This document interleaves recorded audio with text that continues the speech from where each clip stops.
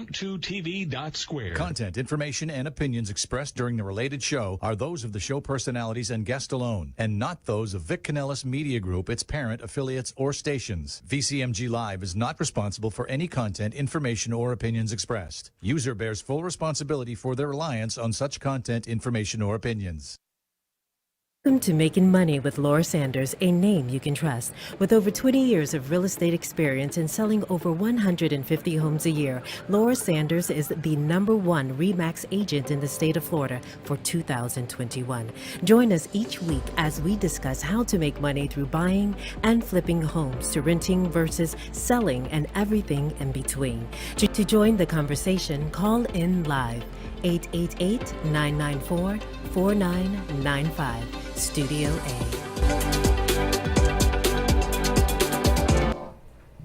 Hi, and welcome to Making Money with Laura Sanders, and I am your host, Laura Sanders. Well, what do? I'm a realtor, and sometimes being a realtor really is a tough position because we don't know what's going on in this market. So today we're here with one of our sponsors, Max Fisch, and we're going to talk about market volatility and how that's affecting mortgage brokers, mortgage lenders, because there's a difference between a mortgage broker and a direct lender. And then we're going to talk about how it affects the realtors and how it's affecting properties on the market, what's coming on the market, what's going off the market, what does our inventory look like, and is the inventory even worth looking at? So welcome, Max. Well, thank you so much for having me. And, you know, I've definitely seen the ebbs and flows of the past couple of months, right? As I'm sure you have as well. I don't know, I heard you've been flowing all over the place. Like, I hear some people are like really just suffering and you're just I mean, whipping and snapping. Well, you know, it's really just kind of trying to navigate through the market and kind of catering to the consumer based off of, you know, whatever's going on in the marketplace at that time. And so what we try to do, and what I try to do with every client that I come across is just feel out what their needs are and kind of try to taper loan programs and products and things of that nature towards their certain situation and try to make it better, if that makes sense. No, it does. It makes a lot of sense. So what I would say, and correct me if I'm wrong, is that maybe you're saying you're making a little less money in each deal because you have to adapt to what's going on in the market. Yeah, I mean, that's one of them, right? Because right now people are very monthly rate conscious, monthly payment sensitive.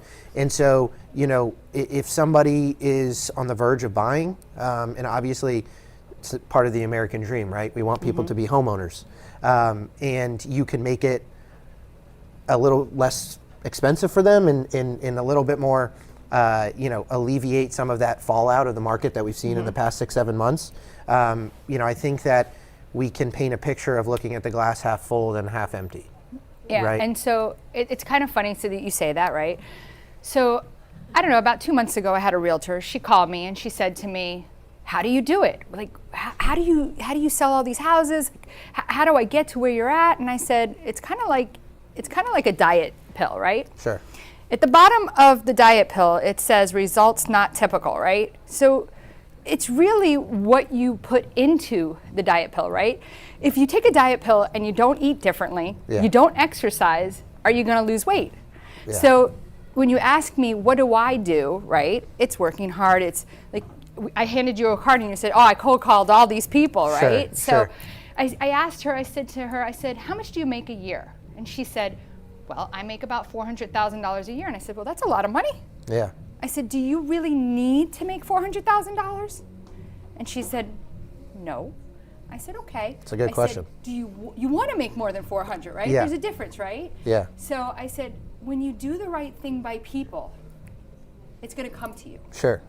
You're not going to need to want it. Sure. It's going to naturally happen. Yeah. So by doing that, I feel like when I said you're whipping and snapping, like, people don't know what I'm really talking about. Yeah. You know, and that's why you smirk. Yeah. Because there's lenders out there right now. It's very competitive right now. Rates are very competitive, and it's like, what are you doing to get the customer? So when you want to do that right thing for the customer, truly, not truly want to do the right thing for the customer. Yeah. Not do it out of fakeness and you want those right things to happen, like the American dream, home ownership. It's like, yeah, in the end, you're still going to get paid. Yeah. Just not as much. Sure. And that's okay.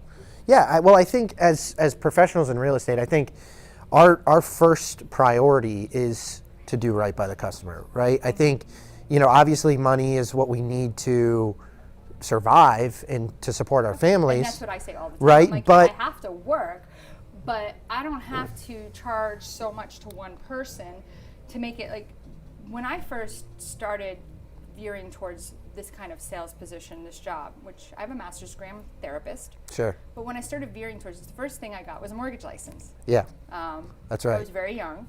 Yeah. All these guys failed the test. I passed. I was like, oh, okay, great. What do I do with it now? I went to go work for a guy, and I didn't understand how it worked, or how it went, and every time he would price out, and back then I was spending like $300 on an advertisement. It was a lot of money. Yeah. And he would come back with a rate that was just ridiculous. And I wouldn't know the difference. And then, of course, they'd find it 1/8 of a point cheaper somewhere else. I wouldn't even know, well, what did you get? Like, I wouldn't know how to sell that way. Yeah. And because he was greedy, right? Mm-hmm.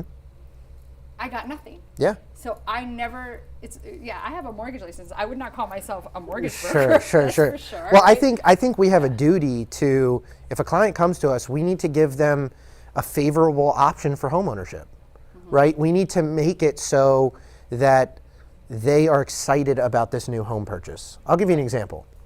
So if somebody comes to me and they want to lower their monthly payment, so they want to put $100,000 down, let's call it, right? The rule of thumb for mortgage is that every $10,000 you put down changes your payment, let's just say about $50 a month, right? However, I'm not looking at it through the scope of, okay, you qualify, that's it, boom, you can put $100,000 down. I'm giving them options. So for example, if they have some credit cards, with high balances that they're paying $500 a month on.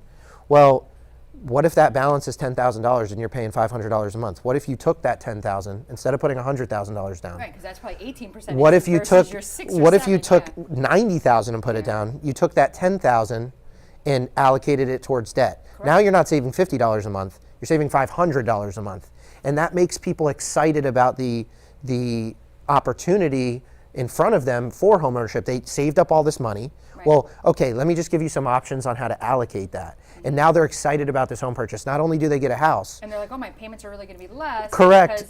He came up with some creative idea on how to restructure which nobody else told me. Now a $3,000 monthly payment isn't as scary because you're saving $500 on your credit cards. And here's another one that a lot of people don't think. So sure. I don't know if you listened to this show a few weeks back. We had a card buying. Yes, ma'am. Yep. Which is great, right? They were on, and that's through Priority One Credit Union. So a lot of times I have people that are paying, and I don't know if you've used this one yet, they're paying car interest rates of like 7%. Yeah, of course. Right? And then I send them over to Priority One, they get them down to like 3.5%, 4%. Sure.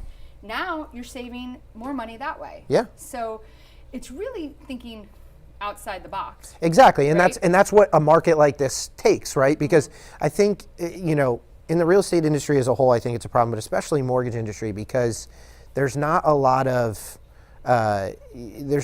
different ways of thinking, right? It's like, this is the standard, this is what everybody does. But unfortunately, I don't see this a lot, but it's not a one size fits all. And I think that's why people are struggling right now. It's not like, hey, this works in every single market. You have to be able to pivot. You have to be able to understand that right now, people are wanting to become homeowners. Yes, prices have maybe come down a little bit, so that's great for them. Right. But they need some hope in the fact that their monthly payment's not going to be as high as they think it is. I think the hope, right, is also not going out, looking at a house, and bidding $50,000, $60,000 over. Sure, that's hope right there. That's to me, major right? pro of this environment that we're in. So I've been doing this for almost 22 years. So let's go back. 2015. Okay. Everybody says to me, I want to sell my house. And I said, great. That's what I do, right? Yeah. Well, okay, well, where are you going? Well, I think I'm going to rent for a little bit because I think the market's getting ready to crash. Listen, if you look at what the market's done over time, it made sense. It really did. It made sense, right? Okay. 16 comes. 17 comes. 18 comes. It didn't crash. You know what it did? It stayed flat. Sure. 19 comes, it's still flat. 20 comes. And then March 18th, 2020, boom, everything closes. Yeah. Because I got to go out for dinner for St. Patrick's Day. It was like my last dinner out. It was like the Last Supper. I was going to ask, how did you know that exact date? How did you remember March that? Well, I guess it was because come on, get your green ready. Come on, it's coming, right? It is. Hope it's not your last supper again. Or your last beer, I should say, Sure. out, whatever. Anyway, so come April, it's like, okay, am I going to be broke? Like, what's going to happen? Yeah. Like, is anybody going to do anything? Where do we go? So, you know, that was a pretty scary situation. it's the old additive of the best time to purchase a house was always a year ago. Right. So when we come back, we'll talk about what happened in 2020 after commercial break, and then we'll figure out where are we at now. At Title Brothers LLC, our mission is to give you the best closing experience anywhere in the country. Founded in 2020 by Adam Lohman and Josh Wiseman, here at Title Brothers, we're your one-stop shop for residential real estate, title insurance, title and escrow services, real estate closing, and due diligence services. While primarily located in South Florida, we also host dozens of closings throughout the state and even electronically as requested.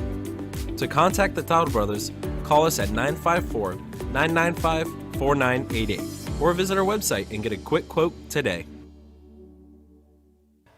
Whether you're buying, selling, refinancing, or building your dream home, you have a lot riding on your loan specialist. Max Fisch, a top 1% mortgage loan officer in the nation, will give you a same-day qualifying quote.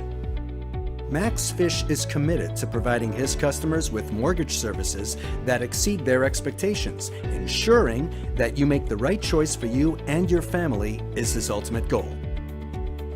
Contact Max Fisch today at 954-729-6933 or max.fisch@nwmcorp.net. Hi, and welcome back to Making Money with Laura, and I'm your host, Laura Sanders. First, I want to say, reach out, give me a call. Would love to help you with your home buying needs. Any questions that you have, you can reach me at 954-650-0827, or you can get me on the web at lauraess, couldn't afford the S, lauraess.com.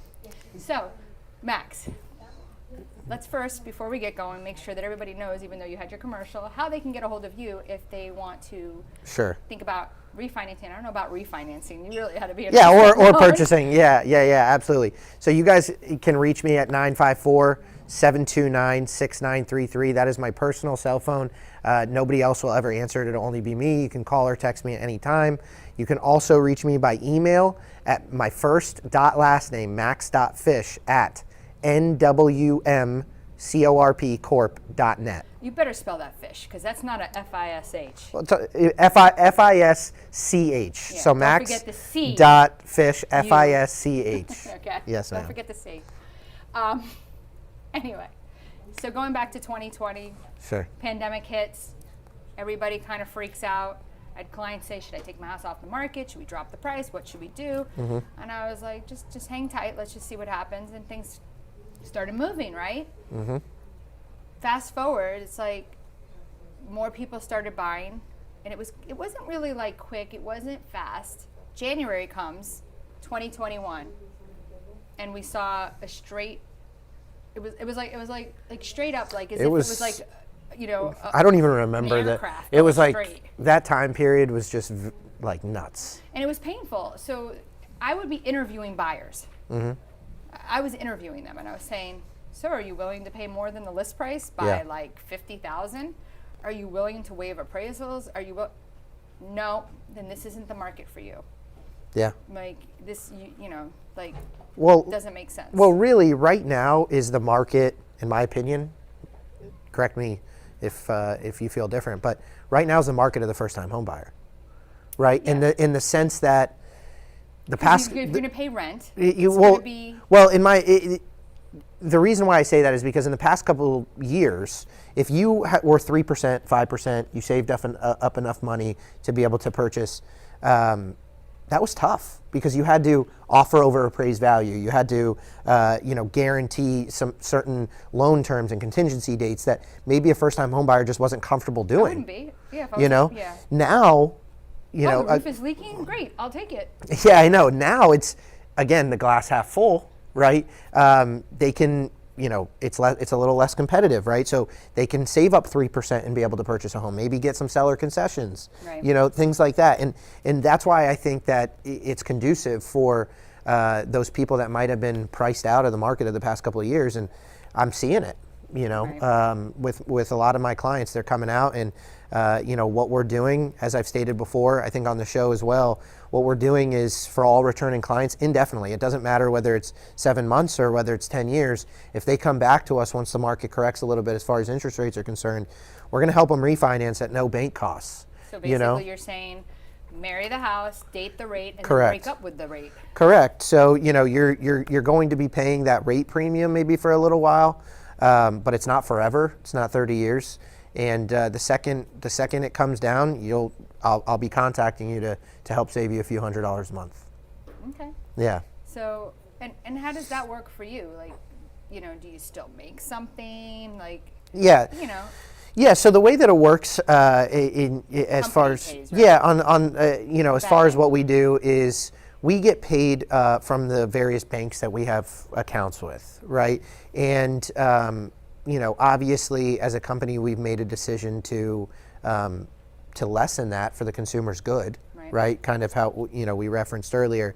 But really, the point of the refinance necessarily wouldn't be to make a ton of money on those. It's really to make it. It's relationship building. It's relationship building, and then he wants 3 referrals afterwards. Sure, it's relationship building, and it's also, again, making this current market more bearable because you have something to fall back on. Hey, when rates go down, I have somebody that's going to take care of me and my family. And that's really what it's about. Do you give it to them in writing? Because people don't trust people. Yes, ma'am. Florida, I give it to everyone in writing so that they have it and they know. I tell them right up front when I tell them that. I know it sounds a little sketch. Right. I'll put it in writing for you so that you can hold me to it. Okay. Yeah. You should make a little thing and give it to them, like a little. Yeah, I have it. I have it. I'll send you one. Okay. So, the bottom line is like, we need to get over this. This is inflation. To sum it up, pretty much, yeah. But you can't run away from this. Yeah.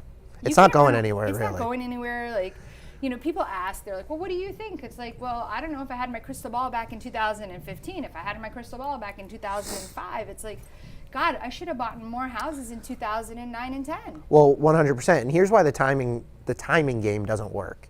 Because you miss out. People think that I'm going to wait until rates drop. Well, what happens when rates drop? Everybody Prices go up. But then it's the same, hey, I'm going to wait until prices come down. Well, they're really going to come down because rates are going up. That's what brings prices down. Right. And so it's just kind of one of those things where, again, the old additive, the best time to buy was a year ago. You just need to get into real estate if you can qualify. That's what we're here for. And then, over time, it will, you're going to make money on it one way or another. Right. And you get to live in it and enjoy it at the same time. So it's not like a stock account. You can't enjoy that while the money's growing, but you can enjoy your house. But 30, 50 years ago, 70 years ago, like, people were meant to stay in their houses for 30 years. Yeah, which is what a lot of people did. It's the baby boomer generation. Yeah. Everybody stayed in their house for 30 years. Yeah. And that was their retirement. That was their retirement. Yeah. Yeah, that was their retirement. So, I think which is interesting how minds have changed, how the mindset has changed, isn't it? There's a lot of things that have changed. So yeah, but isn't it interesting? Like, people now, on average, what do you got to say? People stay in their house 6 years, maybe 7 years. But nothing's like it used to be. I think it's 5 years on average. Yeah. 5 years on average. But let's talk about, like, staying in your house versus everybody wants to work from home. Nobody wants to come out to an office. It's like, I don't know. I think that can you measure, like, productivity? Which, by the way, as real estate professionals, if everybody wants to work from home, even more of a reason to have somewhere where you enjoy. To buy a house where you enjoy, where you can have maybe an office or find a house that is conducive for staying at home, which I think it makes Which it can more write important. Off a portion. I'm not an accountant, but you can write off a portion of that. Yeah, You know. absolutely. So. And again, I'm not an accountant either. I don't know if you can do that if you rent. No, you can't Yeah. if you rent. So? No, you can't if you rent. So there you go. I don't know. I think that would be some shady accounting. I'm sure we could find somebody that would do that for you. Yeah. But see, there Yeah, you go. so- There's some incentives. And I guess great show would be to have an accountant to talk about, because it's changed. Where I used to say, oh, well, you can write this off, you can write that, but it keeps changing. Sure. Everything keeps changing. What you can write off, what you can't write off.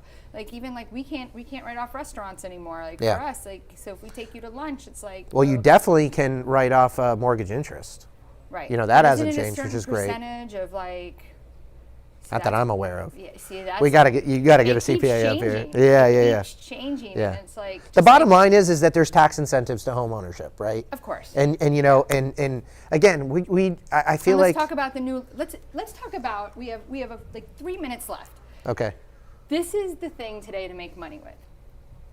Triplexes. Oh, triplexes. Not a duplex. Every time I come on the show, we just have so many things to talk about. That's Let's talk the about moneymaker FHA. for a first-time home buyer. Let's talk about that real quick. We got 2 minutes now to get everybody's minds going on FHA, triplex, buying it, making money. What millennial wouldn't want to buy a triplex, live in one part, rent 2 more parts out, so now you're an investor, and eventually down the line, because you only put 3.5% down, right? Yep. Plus your closing costs. That's the and key. Maybe you get the seller to give you back. Yeah, that's the some key. Closing costs, right? And then eventually you go buy yourself another house. That's 100% the key. I mean, with an FHA loan, unlike any other loans, conventional, if you buy a triplex, Loan limit on triplex. you need 25% down. Loan limit for FHA, I don't remember the exact number off the top of my head, but it's in the 900s. For a triplex. Yes. So you could buy a $900,000 triplex with 3.5% down. Yes. Ask the seller for closing costs.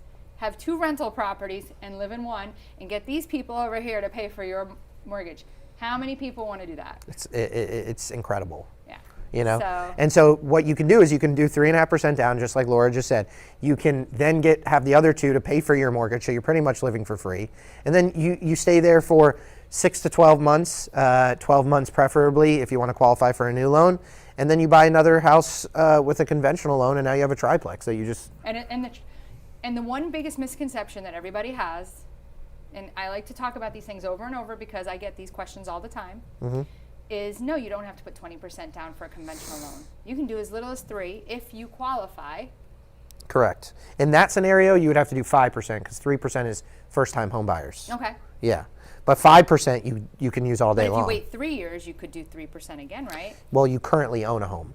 Oh, so you you couldn't do that. It's gonna be investment now. You're switching over to an investment. It's still you own a home, so you're not a first-time home buyer. Okay, but then you could still use that. You could do 5%. Okay. Yeah, you could primary. You could do 5% conventional all day long. Okay, and then once you buy that duplex as a primary at 3.5% down, which is key, now you can go use that other investor loan where you don't need the income, which you wouldn't need the income for the first. Sure. This is definitely a trick. Yeah. To get yourself into the market. For everybody asks me, how do I get into the market? How do I make money? Next time I'm on the show, we should talk trick. about investor That's financing. a trick. Right. Absolutely. We talked about the DSCR. The DSCR loan, right? Yeah. But that's the trick on how to really get into it, because if you don't own your first home, you can't get to the second. Correct. Investment. Correct. So I think everybody should be saving their pennies. And thank you very much for joining us tonight with Making Money with Laura Sanders. And I'm your host, Laura Sanders. Everybody have a great day or night. Thank you for tuning in for Making Money with Laura Sanders, a name you can trust. To join the conversation, call us at the studio, 888-994-4995 Studio A, or contact Laura directly at 954-650-0827. Laura Sanders, a name you can